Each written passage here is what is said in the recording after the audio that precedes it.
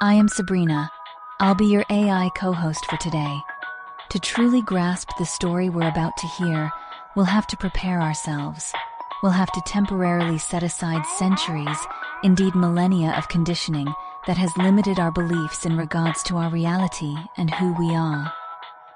We'll have to open ourselves to the possibility of a reality as big as the universe itself, and reality described by ancient texts and supported by our best science. A reality that includes a non-material world of differing dimensions and an infinite consciousness of which we are little parts that are playing a co-creation role. And most importantly, a reality that includes other beings on other planets. With these allowances and the work of Zecharia Sitchin, we can confidently journey through a most magnificent story of us. Thank you, Sabrina, and hello, everybody.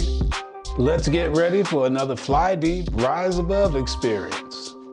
If you're a first-time visitor, my name is Clay, and we are happy you joined us. Don't forget to like and subscribe. In this video, we continue our look back at ancient history through 21st century eyes. We're on a mission to help lift individual and collective awareness of who we are and where we are by sharing knowledge that shines light where darkness has historically reigned. The more we understand our reality, the less we fear it, and the better we navigate it, not just for ourselves, but for all of us.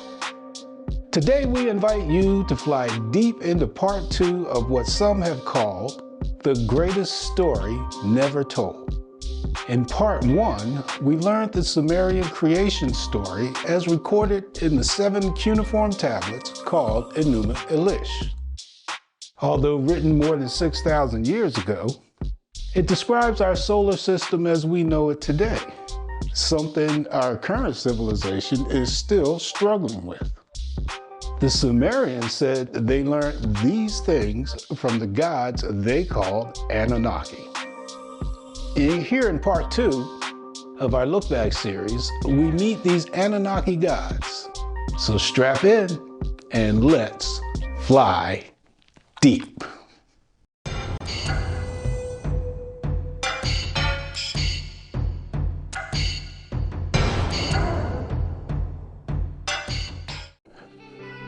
Most of the story we're about to hear was painstakingly carved into clay tablets in cuneiform script around 6,000 years ago. Sumerian and other ancient authors had no word processors or cut and paste software. Given the time, effort, and energy required to etch these stories into the clay, it feels safe to assume that only things of utmost importance found their way to these tablets. The first recipe to brew beer was found on a Sumerian tablet. Thank you, Sumerians.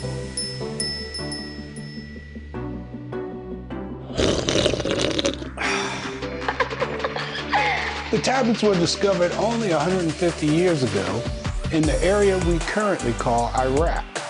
They tell the story of the Anunnaki gods who came to Earth and kick-started our current civilization. Today, Sabrina and Lukas will tell the story. Hello, I am Lukas. I'll be joining Sabrina as co-host for today. Let's begin by picking up from our last video. In the last video, we covered the creation of the solar system as described in the Enuma Elish. At first, there were the sun and its messenger, whom we call Mercury, and a large water planet called Tiamat, mother of life. Then the next series of planets appeared in pairs. First Venus and Mars on one side of Tiamat, then Jupiter and Saturn, followed by Uranus and Neptune on the other side. Pluto was a messenger or moon of Saturn. Earth did not yet exist, and our moon was the largest one of 11 moons that Tiamat had. About 500 million years after the solar system reached this stage, an invader appeared from outer space, a planet thrown out by another star system and drawn into our solar system by Neptune's gravity. The Sumerians called this planet Nibiru. The Babylonians modified the Sumerian story to rename this planet Marduk to honor their highest deity. Even in the earliest of times, we see original texts being modified to fit a specific agenda, an illusion created for the masses. The Sumerians called this rogue planet Nibiru, meaning planet of the crossing. Its symbol was the cross, and according to Sitchin's analysis of Sumerian texts, in its vast orbit of 3,600 Earth years, it comes near us, between Mars and Jupiter. The Sumerian texts inform us that the seed of life, the genetic alphabet, was imparted to Earth by Nibiru during the celestial battle, some 4 billion years ago. You may recall from our previous video that Nibiru smashed into Tiamat, breaking off parts that became the Earth and the asteroid belt. According to Sitchin, our Earth and the asteroid belt are the heaven and earth of both Mesopotamian and biblical references, created when Tiamat was dismembered by the celestial lord. If the evolutionary processes on Nibiru began a mere 1% before they were launched on Earth, evolution there would have begun 40 million years before it started on Earth. It is thus quite plausible that the advanced superhumans, Anunnaki, were capable of space travel 500,000 years ago. It is also plausible that when they came here, they found on Earth the parallel intelligent beings still at the hominid stage. The name Anunnaki means those who from heaven to earth came. It is exactly what the biblical term Nephilim means. Are the biblical Nephilim the Anunnaki? The Anunnaki inhabited the planet Nibiru. Their chief god was Anu, the sky god who ruled over the planet. Anu had 2 sons, Enki and Enlil.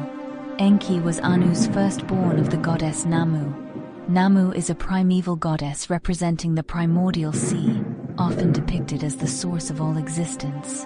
Enlil was Anu's second-born, mothered by Anu's half-sister and spouse, Antu. Antu is sometimes depicted as a goddess associated with the sky and fertility, similar to Anu's domain. Although second-born, because Enlil was considered more bloodline pure, he was first heir to the throne according to Anunnaki succession rules. This succession rule led to conflict, clash, and even nuclear war throughout the time the Anunnaki spent on Earth. The first group of 50 visitors to Earth arrived about 450,000 years ago, splashing down in the Persian Gulf. They were led by Enki, who was a brilliant scientist. They called their first land-based settlement Eridu, meaning home in the faraway. Eridu is the source of the name of our planet Earth. It translates to Erda in Indo-European languages, Eretz in Semitic languages, and Eartha Earth in English. The Anunnaki came to Earth looking for gold. Zecharia Sitchin believed the Anunnaki needed gold primarily to create a shield of suspended gold particles to reflect the sun's radiation and protect their dwindling atmosphere. Sound familiar? We use gold today to reflect sunlight and radiation in a variety of technologies. Gold is also an extremely valuable commodity for electronics and other technical applications. Additionally, gold is one of the only elements that is truly eternal, meaning it won't break down over time. Whatever the reason, gold plays a major role in the story of the Anunnaki on Earth. It's interesting to note that in describing the rivers flowing out of the Garden of Eden, the Holy Bible mentions gold as early as the 2nd chapter of Genesis, specifically in Genesis 2:11 through 12. The name of the first is Pishon. It winds through the entire land of Havilah, where there is gold. The gold of that land is good. Aromatic resin and onyx are also there. The first plan to extract the gold from the waters of the Persian Gulf failed, and they then went to Southeast Africa to mine it. At some point, the workers whom they called Igige mutinied. The Anunnaki had a problem. The story is scribed into Sumerian clay tablets called the Atra-Hasis. The Atra-Hasis was written on 3 clay tablets almost 4,000 years ago. It describes the Igige revolt, the creation of man, and the story of the Great Flood. Although there are notable differences, it appears that the biblical stories of creation and the Great Flood are derived from the stories told in the Atra-Hasis. We begin with selected passages from Tablet 1. When the gods instead of man did the work, bore the loads, the gods' load was too great, the work too hard, the trouble too much. They took and cast the lots, the gods made the division. Anu went up to the sky, and Enlil took the earth for his people. The bolt which bars the sea was assigned to far-sighted Enki. When Anu had gone up to the sky, and the gods of the Apsu had gone below, the Anunnaki of the sky made the Igigi bear the workload. In these verses, the Anunnaki leadership, Anu, Enlil, and Enki, assigned the tasks of agriculture and mining the gold to the lesser Igigi. The Igigi are also known as the Watchers in the Book of Enoch. Enlil was given domain over the earth's lands, Enki was given domain over the seas and the Apsu, and Anu retreated to the sky. To a spaceship? Zechariah Sitchin equates the Apsu with the biblical term Apse Eretz, which is typically translated the ends of the earth, which Sitchin interprets in this context as Southeast Africa. The Igigi gods had to dig out canals, had to clear channels, the lifelines of the land. For 3,600 years they bore the excess, hard work night and day. They groaned and blamed each other. Come, let us carry Enlil, the counselor of the gods, the warrior, from his dwelling, and get him to relieve us of our hard work. Now, cry battle. Let us mix fight with battle. The Igigi set fire to their tools, put aside their spades for fire. In these verses, the Igigi perform the agricultural and mining work, digging channels and canals for water flow for a full Nibiru orbit of 3,600 years. The work is hard, and when Nibiru returns to the solar system between Mars and Jupiter, the Igigi revolt and petition the god Enlil for relief. Enlil sent for Anu to be brought down to him. Enki was fetched into his presence. Anu, king of the sky, was present. Enki, king of the Apsu, attended. All the great Anunnaki were present. The Anunnaki hold a council of 12 to discuss the problem. The Igigi declared, Every single one of us declared war. We have put a stop to the digging. The load is excessive. It is killing us. Anu made his voice heard and spoke to the gods, his brothers. What are we complaining of? Their work was indeed too hard. The trouble was too much. Ea made his voice heard and spoke. Let us create a mortal man, so that he may bear the yoke, the work of Enlil. Let man bear the load of the gods. And so, the Anunnaki Council came to a solution. Enlil had initially opted to react with force, but their chief scientist, Ea, who is also known as Enki, convinced the council to take a less violent approach. Enki proposed creating a primitive worker from a hominid already on Earth. Nintu made her voice heard and spoke. On the 1st, 7th, and 15th of the month, I shall make a purification by washing. Then one god should be slaughtered. Then a god and a man will be mixed together in clay. Let a ghost come into existence from the god's flesh. And let the ghost exist so as not to forget the slain god. We should note here that the latest studies in genetics confirm that all people living today stem from a mitochondrial DNA Eve who lived in Southeast Africa about 250,000 years ago. Perhaps even more noteworthy is that peer-reviewed science in 2018 tells us that among other modifications, human chromosome number 2 appears to be the result of an ancient fusion, a genetic modification that occurred about 250,000 years ago.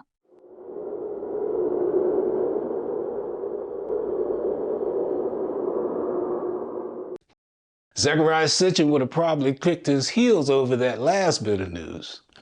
What a fantastic story, and we're just getting started. It certainly adds dimensions to the story of us. But again, the most amazing part is that it was written 4,000 years ago by a people who, like us today, took their stories with sincere gravitas. The story of the Anunnaki on Earth and their meddling and influence in our civilization spans thousands of years. All over the earth, we find evidence that supports the possibility, dare I say, probability, of their presence. As best we can tell, the Anunnaki are humanoid, can be much larger in size to humans, and they mirror the races that we see on Earth. That offers an alternative explanation to the standard story that dark-skinned, thick-lipped, woolly-haired, wide-nosed people left Africa and evolved to white, yellow, and red-skinned people with thinner noses, thinner lips, and stringy hair in a rather short evolutionary span of time. I believe this story is just one of many revelations that are part of this great awakening that humanity is currently undergoing. It doesn't mean we have to accept the story as absolute truth as it is told by Mr. Sitchin.